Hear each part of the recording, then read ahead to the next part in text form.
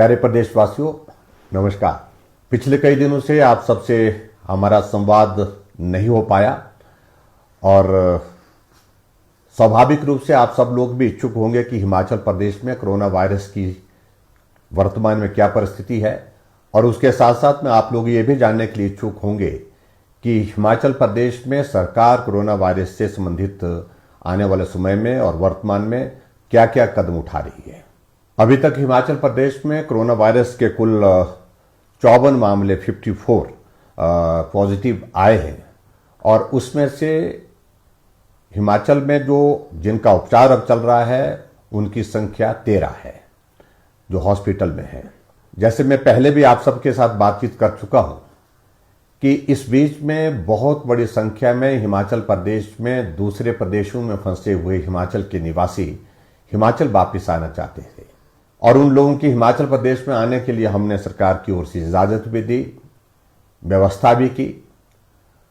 स्वाभाविक रूप से हमको इस बात की आशंका भी थी कि बाहर के प्रदेशों में जहां हिमाचल के लोग इस संकट के दौर में फंसे हुए हैं वो हिमाचल प्रदेश में आएंगे। संभावना इस बात की हो सकती है कि हिमाचल में कोरोना वायरस के मामले बढ़ सकते हैं, और उसके अनुरूप हमने हिमाचल प्रदेश में इस बात को अनुभव किया कि मामले में थोड़ी बढ़ोतरी भी हुई है।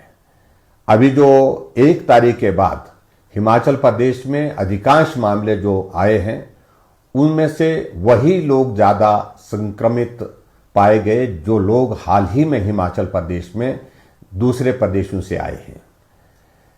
वो भी अपने भाई हैं, उनके स्वास्थ्य की चिंता वो भी हमारी जिम्मेवारी है, उनकी जीवन की रक्षा ये भी हमारी जिम्मेवारी है, और इसके साथ साथ में हिमाचल प्रदेश के हर नागरिक के जीवन की जिम्मेवारी भी हमारी है। मैंने पहले भी इस बात का जिक्र किया था कि हिमाचल के निवासी जो बाहर के प्रदेशों में फंसे हैं वो हिमाचल आ सकते हैं, लेकिन हिमाचल प्रदेश में पहुंचने के पश्चात वो हमारे क्वारंटीन के नियमों का सख्ती से पालन करें। कुछ जगह इस बात को लेकर के हमने देखा है कि बहुत ईमानदारी से क्वारंटीन के नियमों का पालन किया है, होम क्वारंटीन में है, और उसमें परिवार के सदस्यों से भी वो नहीं मिल रहे हैं। पर कुछ जगह हमने ऐसा भी अनुभव किया है कि होम क्वारंटीन के नियमों का जिस प्रकार से पालन होना चाहिए उस प्रकार से पालन नहीं हुआ। उसका परिणाम ये हुआ वो खुद संक्रमित थे, लेकिन परिवार को भी उनने संकट में डाल दिया। परिवार के साथ साथ में जो मिलने वाले अपने साथी थे, निजी साथी थे, उनको भी उनने संक्रमित किया है। जितने भी हिमाचल प्रदेश में हाल ही में बाहर के प्रदेशों से जो हमारे हिमाचल निवासी आए हैं उनसे विनम्र निवेदन है कि आप होम क्वारंटीन के नियमों का सख्ती से पालन करिए। अगर पालन करने में कोताही होगी उसका नुकसान आपको भी होगा, आपके परिवार को भी होगा, हमारे हिमाचल प्रदेश के सभी निवासियों को होगा। ऐसी परिस्थिति में हमारे लिए विवश होकर के कानून के अनुसार कार्रवाई करने का भी निर्णय लेना पड़ सकता है। भले ही आप परिवार के सदस्यों के साथ नहीं मिल पा रहे होंगे उस प्रकार से जैसा आप मिलना चाहते हैं, लेकिन फिर भी आपको इस बात को समझना चाहिए ये वक्त बहुत लंबा नहीं होता, 14 दिन का वक्त बहुत छोटा सा होता है। इस वक्त को आप गुजारिए, और ऐसे में फिर उसके पश्चात जब आपका टेस्ट करने के पश्चात आप परिवार के साथ मिलने की परिस्थिति में हो पाएंगे तो आपको किसी प्रकार की कोई कठिनाई नहीं होगी। अभी हाल ही में हमने हिमाचल प्रदेश में एक और निर्णय किया कि कर्फ्यू में जो ढील का समय था 5 घंटे से उसको बढ़ा करके 7 घंटे किया है। वो इसलिए किया है कि ग्रामीण क्षेत्र के लोगों के शहरी क्षेत्रों में सामान की आवश्यकता पड़ती है। जब तक के लिए शहर में पहुंचते तो तब तक के लिए कर्फ्यू की रिलैक्सेशन का समय समाप्त हो जाता है। उनको बहुत बड़ी कठिनाई का सामना आते जाते जो है करना पड़ रहा है।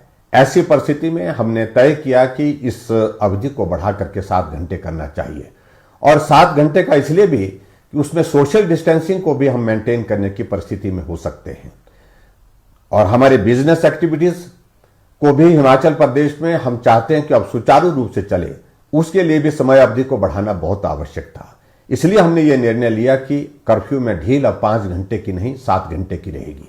लेकिन फिर भी मेरा सभी से इस बात के लिए निवेदन है कि आप बाजार में अनावश्यक रूप में भीड़ में एकत्रित ना हो, सोशल डिस्टेंसिंग का ख्याल रखें, मास्क का उपयोग करें, मैं आप सबसे इस बात के लिए भी जरूर निवेदन करना चाहता हूं, कोरोना वायरस का अभिप्राय यह नहीं है कि दुनिया खत्म हो गई।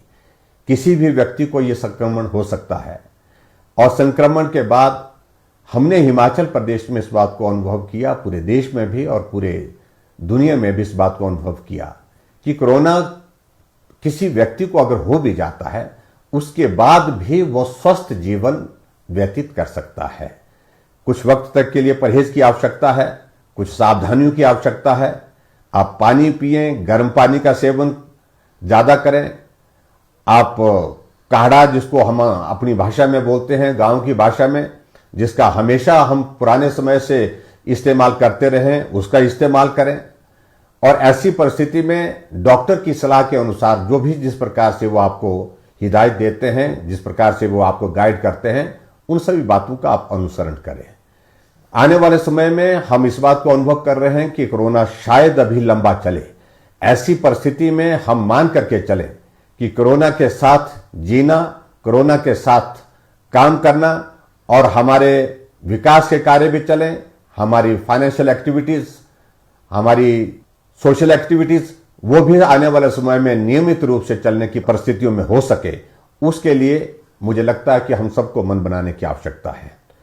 ऐसे में मेरा आप सबसे विनम्र निवेदन है कि आप सबका बहुत बड़ा सहयोग मिला है हिमाचल प्रदेश के सभी भाई और बहनों का, हिमाचल प्रदेश में इस लड़ाई को लड़ने के लिए। आने वाले समय में भी आप इस लड़ाई में अपना सहयोग हमारे साथ बनाए रखेंगे, ऐसा मुझे पूरा भरोसा है। मैं एक बार फिर से उन सब भाई और बहनों का आभार व्यक्त करना चाहता हूं जो कोरोना वॉरियर्स के रूप में, जो फ्रंट में आगे आकर के इस लड़ाई को लड़ रहे हैं, जिसमें डॉक्टर, पैरामेडिकल स्टाफ और हमारी नर्सेज हैं और सफाई कर्मचारी हैं, पुलिस कर्मचारी हैं। सभी लोगों ने बहुत महत्वपूर्ण भूमिका निभाई है। मैं हिमाचल प्रदेश पथ परिवहन निगम के भी उन कर्मचारियों का, ड्राइवर कंडक्टर का विशेष तौर से उनका भी आभार व्यक्त करता हूं, जो हमारे हिमाचल के निवासियों को जो संकट में फंसे थे दूसरे स्थानों में, दूसरे प्रदेशों में, उनको हिमाचल लाने में जिन्होंने अपनी भूमिका निभाई। भले ही हिमाचल प्रदेश में पिछले कुछ दिनों में कुछ मामले हमारे कोरोना वायरस के बढ़े हैं, लेकिन फिर भी मैं आप सबसे इस बात के लिए निवेदन करना चाहूंगा कि कोई चिंता का विषय नहीं और बाकी राज्यों की तुलना में अभी भी हिमाचल बहुत बेहतर परिस्थिति में है। लेकिन फिर भी हमको सावधानियां बरतने की आवश्यकता है, एहतियात बरतने की आवश्यकता है। उन सारी बातों का मैं जिक्र बार बार नहीं करना चाहता हूं, जो सारी बातें आपके साथ हमने साझा की है, जो बातें हमने आपके साथ बताई हैं। आप उन नियमों का पालन करते हुए आगे इसमें सहयोगी साथी बनकर के चलते रहेंगे, यही मैं आपसे निवेदन करना चाहता हूं। आप सबका बहुत बहुत धन्यवाद। नमस्कार। जय हिंद, जय हिमाचल।